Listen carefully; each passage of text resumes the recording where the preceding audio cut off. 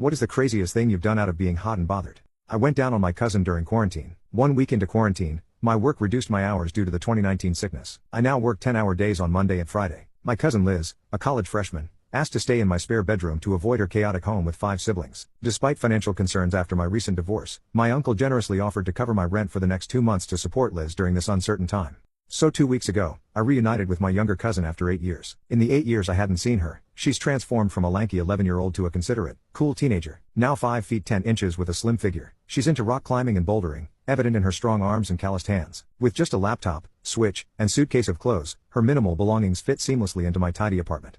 Before Liz arrived, I expected awkwardness, but we discovered surprising commonalities. Our shared interests in music and board games made our time enjoyable. Even on days of comfortable silence, we didn't mind. Movie nights became a routine. We'd each pick a film, make dinner around 6, and then swap roles. Liz's presence in the kitchen was a highlight, as my ex-wife's culinary preferences differed. Liz and I shared a love for home-cooked meals, and our nightly dinner preparations became special moments. However, I found myself drawn to her, reminiscent of moments with my ex-wife. I caught myself just staring at the back of her neck, her hair tied up while she focused on some mundane task like chopping up an onion and resisting the urge to gently kiss her on the shoulder. Last Monday, I sensed Liz might be interested in me. After the first movie, she walked into the living room post-shower, wearing just a towel, and asked about the pizza. My attempt at composure failed as I awkwardly replied, "I'd like to lie to you and say that I kept my surprise hidden and acted as if there wasn't a mostly unclothed 18-year-old suddenly standing in front of me, but after looking her up and down, my gaze lingering too long, Liz just smirked, gave me a crooked smile, and walked back to the bathroom saying, 'Well, it smells really good.' After regaining my composure, I found her in a hoodie and shorts, staring at her phone.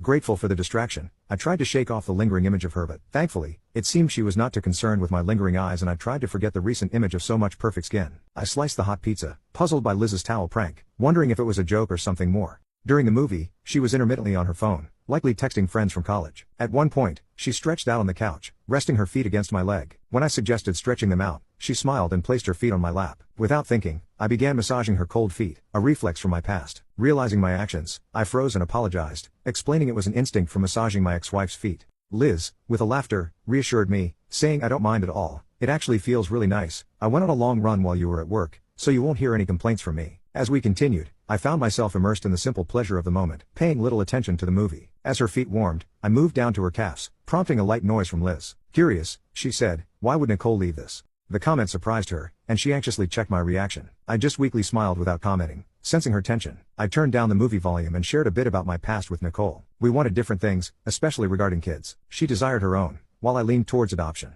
We found out about a year ago, and that was kind of the beginning of the end. It was pretty quiet for a while as we both just quietly watched the rest of the movie, and I continued rubbing her feet and legs. At this point I had successfully forgotten about the towel incident. The movie ended and credits were scrolling when Liz pulled her feet off my lap and sat up, stretching long arms arching above her tiled back head. Her neck incredibly exposed and amazingly bare in the low light of the mostly dark living room, with her hair in her braid behind her head. She stood up, shuffled over closer to me, and sat down, our legs touching through the blanket I still had over my leg. Without looking over to me, just looking forward, she said, "I'm really glad you're letting me stay with you. It's nice being in a peaceful place for once. And I'm sorry I made you think about Nicole, I really didn't mean to." His voice trailed off. I glanced over, just turning my head slightly. "Don't worry about it. The divorce finalized about 2 months ago, and we both saw it coming for a while. I've had time to process and move on. It's not that painful anymore." We sat in a peaceful silence as the credits rolled, enjoying the music. Eventually, Liz broke the silence, shifting to face me directly. "Thanks for the massage." As I began to turn and respond, she surprised me by reaching across my chest, behind my neck, and kissing me on the cheek. Her warm lips and the unexpected touch sent a cool fire down my legs. After a brief moment, she lingered, searching for a reaction. Sensing the need for space to make a good decision, I gently moved her hands off my neck, stood up, and said, "I still need a shower. Mind putting the pizza away?" Liz gave me a sad light of the living room and nodded. I very pointedly did not run to the bathroom, turned the shower on cold, and stripped out of my clothes.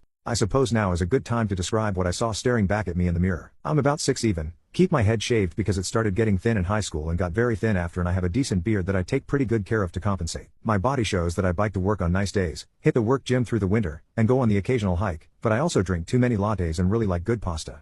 Prime dad bod from what I understand. My quite average pickle had relaxed a little bit from Liz's kiss, but was still resting at about half-mast, hoping for release. I jumped into the shower and turned my chest into the cold water to hopefully knock some sense into my foggy head. Cold showers were not unfamiliar territory, thanks to the apartment's lackluster water heater. It was a habit I picked up, a routine that helped dull my senses and shove thoughts of Liz down a bit. As I began lathering up and conditioning my beard, the knock on the bathroom door announced Liz's presence. She cracked open the door and asked casually, "Mind if I brush my teeth real fast?" With minimal regard for my response, she entered, started brushing her teeth, and then inquired about the cold shower. "Why a cold shower?" she asked. "They help me get to sleep, I fibbed, adding, I'm not sure exactly why. Liz seemed to accept my lame excuse, and after she finished, she left the bathroom. Completing my shower routine, I wrapped myself up in a towel, brushed my teeth, and quietly slipped into the kitchen for a glass of water. Assuming Liz had retired to bed or her room, I found her playing her Switch on the TV with the volume low. Trying to act nonchalant, I grabbed my water, but Liz playfully teased, how the turntables. Her laughter followed me as I walked down the hallway. Despite the cold shower's attempt to wash away the heat of the moment, thoughts of Liz lingered, keeping me awake for at least an hour before I eventually fell asleep.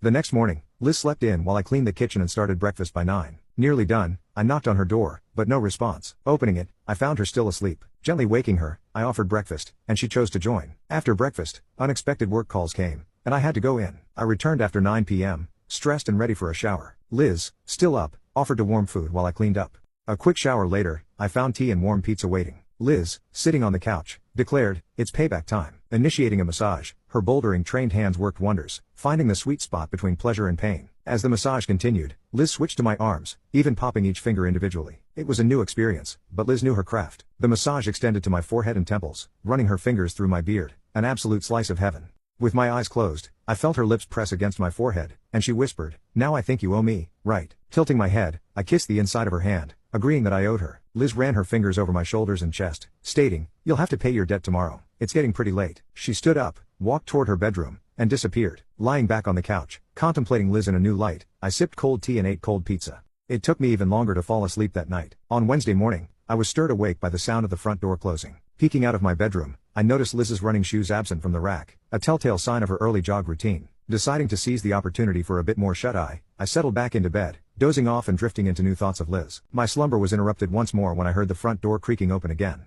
This time, Liz returned, breathing heavily and wrapped in layers of sweats and a jacket to fend off the brisk morning chill. Our location was prone to chilly mornings, and her bundled appearance attested to the need for warmth. Pulling her headphones out, she apologized, sorry, didn't mean to wake you up. Oh, I've been in and out. Want me to balance the scales after a shower? I offered. Liz closed her eyes, sighed, and nodded. That sounds great. I get tense after running in the cold. Utilizing her shower time, I got a few things ready. Stripping my bed down to the mattress cover, sheets needed washing anyway, I laid out a beach towel, fetched some oils that had been intended for Nicole but were never used, and arranged them on my bedside table. Seated at the edge of my bed, I searched for relaxing music to set the mood. After some time, I heard the water turn off, and Liz emerged from her room in just a towel. Stepping back into the hallway, a hint of moisture clung to her neck, and her hair was wrapped up. What are you setting up in here? She inquired. You upped the game last night. I don't want to be in debt forever, I explained. Raising an eyebrow, she responded, well, I'll be in just a few. Let me put some clothes on. A brief time later, I began playing soothing music from my computer and moved to the head of the bed as Liz entered wearing sweats and a sports bra.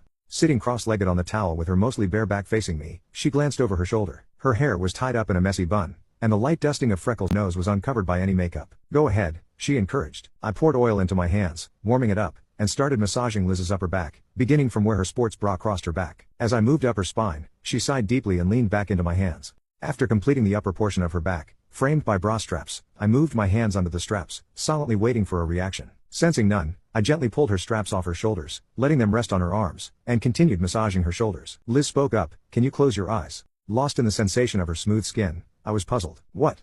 Close your eyes. With closed eyes and hands still on her shoulders, I asked, okay, now what? After a while, I felt her pulling her bra off past my hands. I sensed her shifting her weight and making adjustments. It felt like hours, my topless cousin so close while I waited in self-imposed darkness. Okay, open up. Liz lay on her stomach on the towel she had pulled to the side, facing the head of the bed and turned toward me. Bras just get in the way, right? Nervousness tinged her voice, so I tried to reassure her. I laughed. I don't mind at all. They do get in the way, that's for sure. I moved over her, kneeling on her upper legs, and poured more oil into my hands. Remembering the massage and percentages advice, I mentally divided her back into 50 sections and aimed for about 10 seconds per section. Starting low, I worked my fingers into the muscles above her hips, gradually moving lower toward the center of her back and upper spine, adding oil as needed. Pressing into her shoulder blades, the sun cut through the blinds, glistening on her back. Descending to her lower back, I traced her skin gently, grazing the sides of her girls with my fingertips. Her breathing caught, then increased. Liz bounced her legs, asking for another round on her feet and legs. Sure thing. Want to change into shorts, or should I take off your sweats? She loosened her pant string. You can just take them off if that's okay with you. I stood, pulled down her sweats, revealing dark blue panties. As she raised her hips, I removed the pants, tossing them aside. After pouring more oil, I began at her heels, massaging the tendon connection and moving up to the balls of her feet, working oil between each toe. Progressing past her ankles, I massaged her calves from knee to feet, then poured more oil and moved slowly, taking around 2 minutes, from the base of her feet past her calves, behind her knees, along her hamstrings, stopping just below her panties, and massaging back down to her knees. I heard her breathing deepen, indicating she was enjoying it, and